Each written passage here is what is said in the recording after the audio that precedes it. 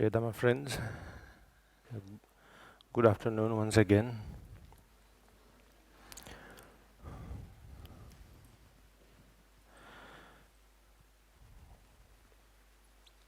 So, just like, actually it's not proper to begin, I believe, with the word so, but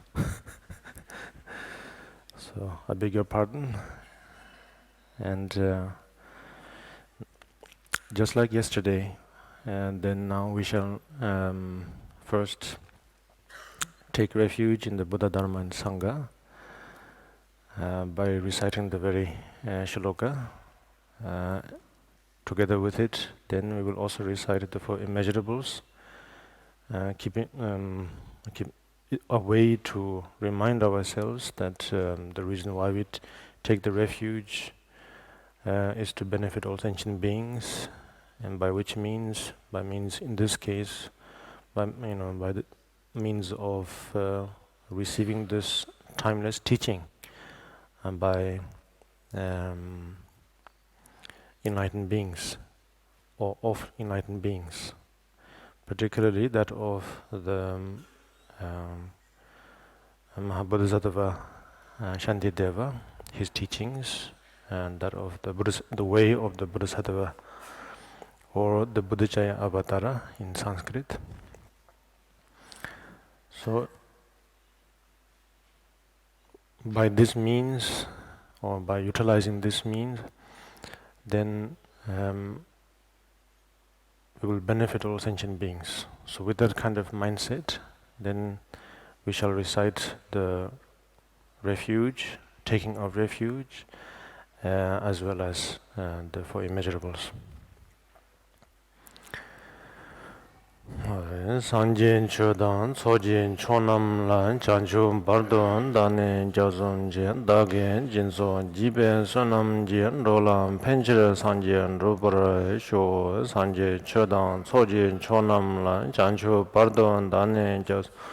Dāgī jīnsō jībē sōnam jīn rōlām pēnchirē sāngjīn rūpurā shō sāngjīn chōdān sōjīn chōnam lān chānchū pārdōn dāne jōsum jīn dāgī jīnsō jībē sōnam rōlām pēnchirē sāngjīn rūpurā shō sēmjīn tamjīn dēwā dān dēwē jūdān dēmbarā jūjīn dōnghalā dān dōnghalā jīn jūdān talvarā jūjīn dōnghalā mēbē dēwā dāmbā dān mendalā jūjīn Chadān nidān rāvē tāñam chimbolān nebharān jūrājē samjīn tamjē devādān devē jūdān dembarān jūjē dōngharān dān dōngharān jīn jūdān talvarā jūjē devān dāmbādān mendalā varā jūjē nyerīn chadān nidān rāvē tāñam chimbolān nebharān jūrājē samjīn tamjē devādān devē jūdān dembarān Donghaladān, Donghalā jīn jūdān talvarān jūjīn, Donghalā mēbēn, devān dāmbādān, mendalā varān jūjīn, nyerīn chādān, nidān, tāñam chimbolān, nebharān jūjīn. Namal haye gadān lūdān jīn kēn trūpam tādān mēyē, kēnam dān rūvā kuñjīn rākē jidāmbā, tamjī kēntū dāmbē chētēn tō. Padān tsāvē lāmā rīmbā chēntā kēchūwa, mētēn chūrā kādīn chēmbā kōnīn jīsōntā kūsōng tūjīyā ngā rōm tsārdō sō.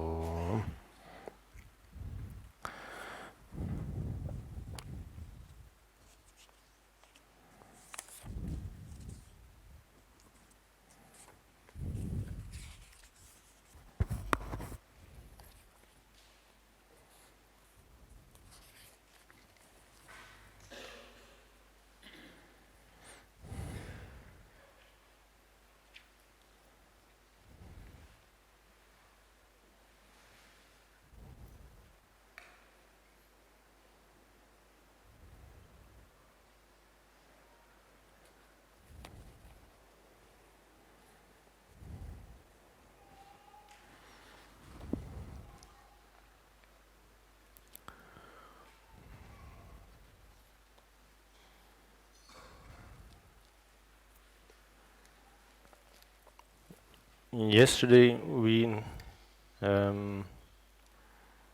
touched some of the surface of the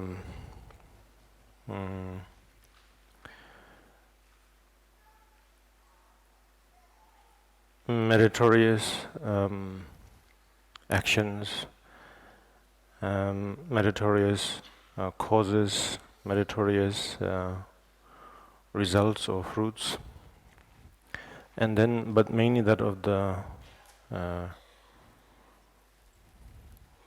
is it right to say demeritorious, the opposite? Right word, yeah, demeritorious. And mainly that of the Digpa, in Tibetan. Since this chapter is mainly focusing on the purification aspect,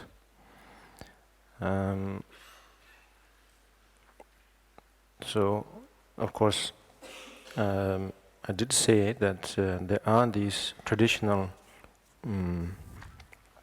way of describing the very nature of the demeritorious causes and effects, it's very important for us to know the traditional presentation to begin with, always. Be it with any kind of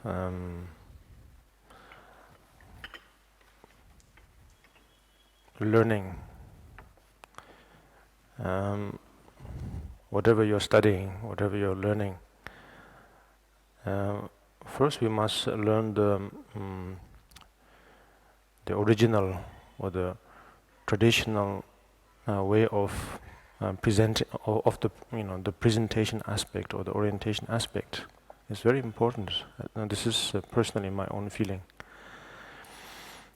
And the reason is because without it, if you jump right into what is maybe most common right now, what is maybe most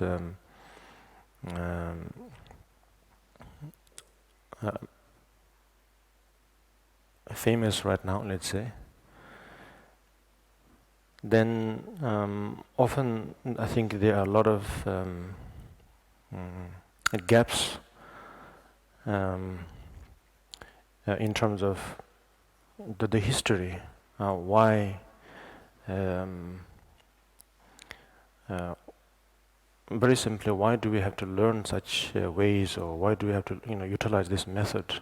And there are often gaps in terms of, there will be a lot of doubts and questions about maybe the authenticity of maybe this new learning, let's say.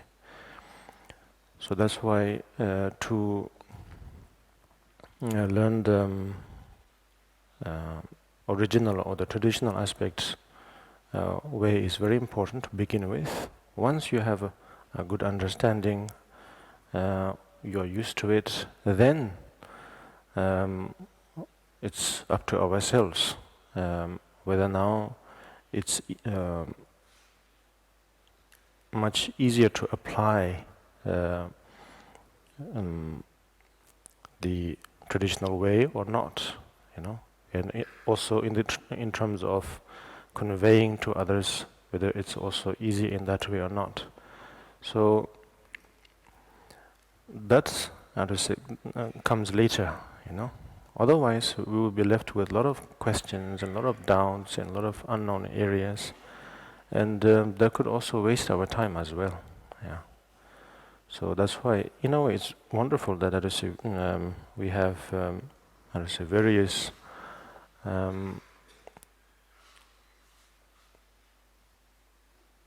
interpretations, translations, because in other languages it may be able to carry certain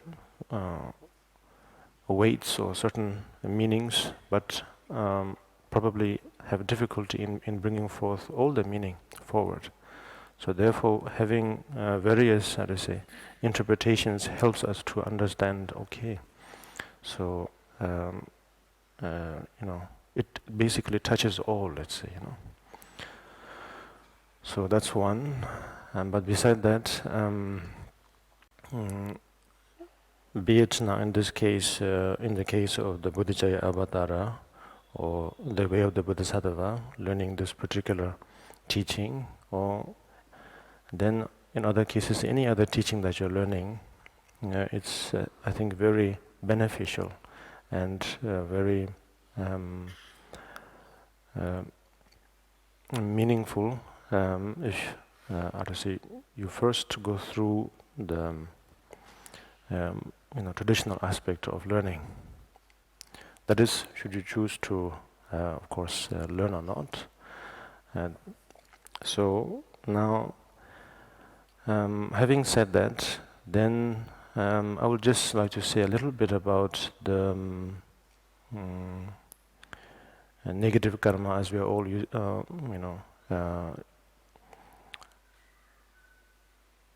explaining it in that way, or demeritorious causality, let's say. So yesterday in this translation, it was talking terms like evil deeds and sins were used, and it might be simple to understand, it might not be, and so therefore I would just like to say a few words about it. Now in this case, just nothing to do with interpretation or translation or the utilization of the language, but mainly that of the actual sort of nature of the negative karma, very simply. It's very important for us to know from the beginning that as it is described in the teaching, and that the negative karmas or unfavorable karmas, or whatever we call it, first of all, it has, how do you say, no, it is simply not a part of our inherent nature at all. And just like I said yesterday, it is extremely momentary, it is extremely temporary. Temporary meaning that it's it doesn't stay true to its appearance. It continues to change. It continues to, let's say, move. And this is the good news, yes, that it means that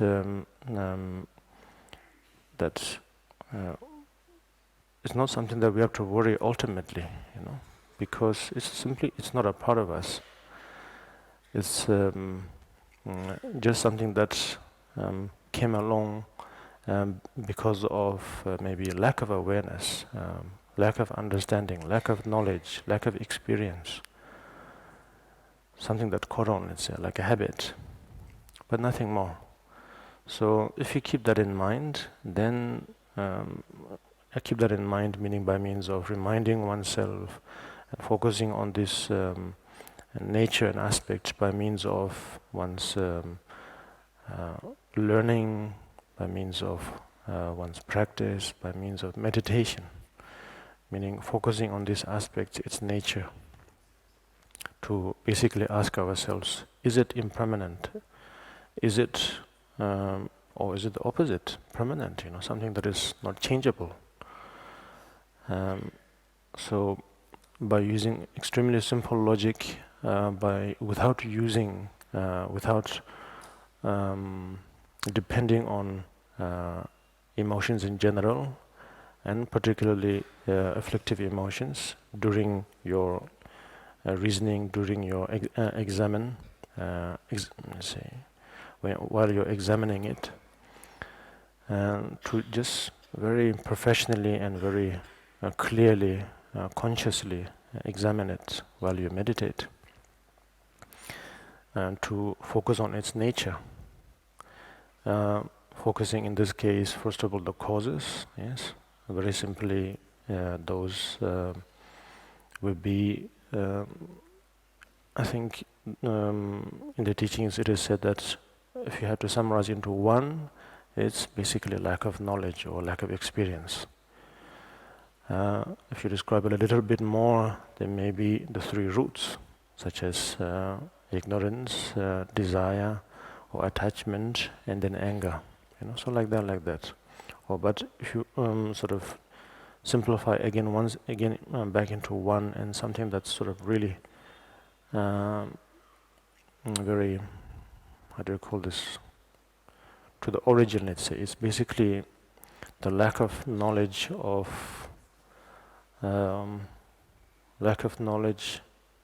and a phenomena that is caused by lack of knowledge and hangs on to something, and that things is exactly as it is experienced, or exactly as it is appearing. So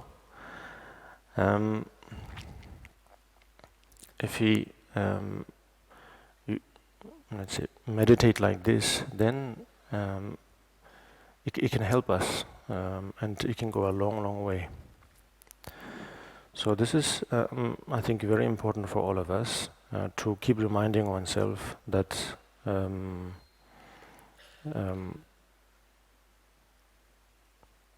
it is not inherent at all. It is not truly existing, let's say. Yes. So one, I think probably that sort of answers a lot of things. From there, and then the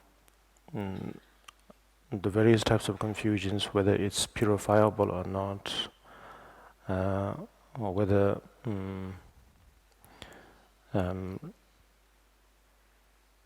whether it can, let's say, truly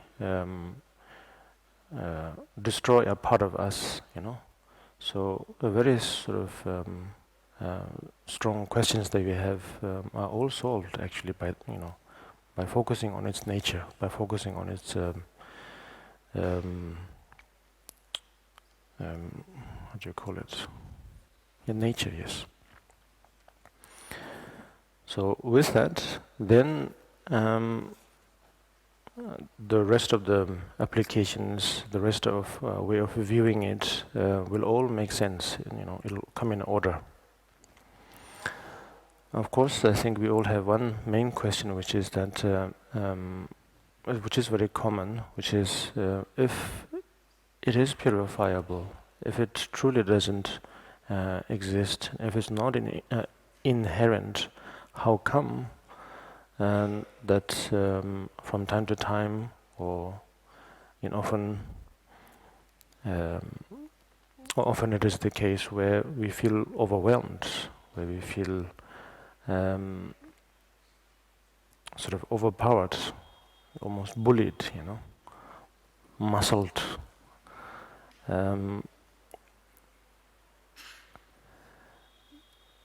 For that, I personally feel that it's all due to sort of, first of all, lack of experience, one, and then having developed, continuous habits simply due to lack of experience, a lack of knowledge. And so therefore, over time, it aggregates more and more and more. Of course, it begins, very simply, hardly sort of, noticeable. And then it aggregates on top. It starts to compound, and to a point where it has accumulated to a point where it's sometimes not imaginable, let's say, in terms of its weight, in terms of its power. So therefore, then suddenly when we have to, when we feel obstructed by it, when we face it directly, then we are overwhelmed. And even if we now think of a remedy, or think of the means in overcoming it, suddenly that sort of shock, that amazement sort of has captured yourself. So therefore, sort of damages a little bit of the hope, So that's why before we face such, I think, moments of obstacles, it's very important for us to continuously reflect, over and over again, of its nature. Now, earlier I said to focus on its causes, yes, and then now also to focus on its results, the effect, to see how powerful it is, once it aggregates, how powerful it can be. So by focusing on these two aspects, then automatically one is providing, experience, just on the spot, actually not having to do so much actually. Right there on the spot where we are, let's say, for example, where we meditate, let's say, in that very space, just by reflecting, and then, of course, bringing in one's own personal experience, of yourself, of what you've heard of others, what you've seen. So you put all those together, and then on the spot you're already sort of strengthening your wisdom, and so therefore automatically there is sort of like a renunciation of first of all the causes, towards the causes and towards the effects. So yes, I think like this is important, that we have that kind of mindset. Then now when we go through the various means, the various teachings that we